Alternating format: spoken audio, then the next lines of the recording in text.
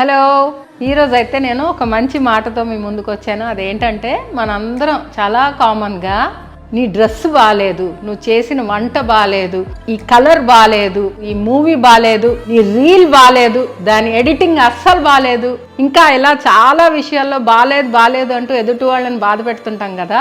In fact కరెక్ట్గా ఆలోచించి చూడండి, అది మనకి నచ్చలేదు. చాలా రకాల ఒపీనియన్స్ ఉంటాయి, చాలా రకాల ఆలోచనలు ఉంటాయి. సో మన టేస్ట్ అయితే యూనివర్సల్ కాదు, అది జస్ట్ మన పాయింట్ ఆఫ్ వ్యూ. అంటే మనకి నచ్చలేదు. నాకు ఏదైనా నేను ఇందాక చెప్పిన వాటిల్లో ఒక్కటి అందరికీ నచ్చింది ఏదన్నా ఉంటే చెప్పండి. ఏదో రంగు, డ్రెస్, ఏదైనా సరే 100% నచ్చడం అన్నది ఎక్కడైనా జరిగిందా? ఉండదు. కేవలం మనకి నచ్చని దాన్ని వాళ్ళ దగ్గరికి వెళ్ళి ఇది బాగాలేదు అని చెప్పి వాళ్ళని బాధ పెట్టడం ఎంతవరకు కరెక్ట్?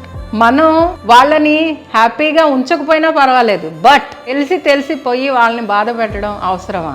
ఏమనిపిస్తుంది అంటే సింపుల్గా పెద్ద ఏమనేసాం, బాగాలేదనే కదా చెప్తాం, చెప్పకూడదా అనుకోవచ్చు. బట్ నో, బాగాలేదు కాదు, మహా అయితే బాగా దగ్గర వాళ్ళైతే ఇది నాకు నచ్చలేదు అని ఊరుకోవచ్చు సింపుల్గా. అది కూడా అనడం వేస్ట్ నా దృష్టిలో. సో దాన్ని మీరు బాగాలేదు అని స్టాంపింగ్ చేయకండి. జస్ట్ మీకు నచ్చకపోతే కామ్గా ఉండడం ఈజ్ ద బెస్ట్ ఆప్షన్ ఎప్పుడు కూడా. అలాగే మనకి నిజంగా ఎవరిలో ఏదన్నా నచ్చింది అనుకోండి, ఫర్ సపోజ్ వాళ్ళు చేసిన వంట కానీ, వాళ్ళు వేసుకున్న బట్టలు కానీ, వాళ్ళు తీసిన ఒక వీడియోనో, ఏదన్నా project, what ever it is, వెళ్ళి చాలా బాగుందనో చెప్తే వాళ్ళ హ్యాపీనెస్ ఎంత రెట్టింపు అవుతుందో ఒక్కసారి ఆలోచించండి. రెండిట్లో ఏది బెటర్ అంటారు? మళ్ళీ రిక్వెస్ట్ చేసి చెప్తున్నాను, మనం ఎవరినైనా ఆనంద పెట్టకపోయినా పర్వాలేదు, కానీ తెలిసి వాళ్ళనైతే మనం అప్సెట్ చేయొద్దు.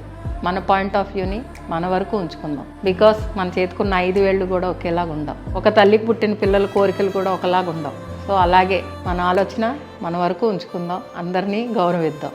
బాయ్.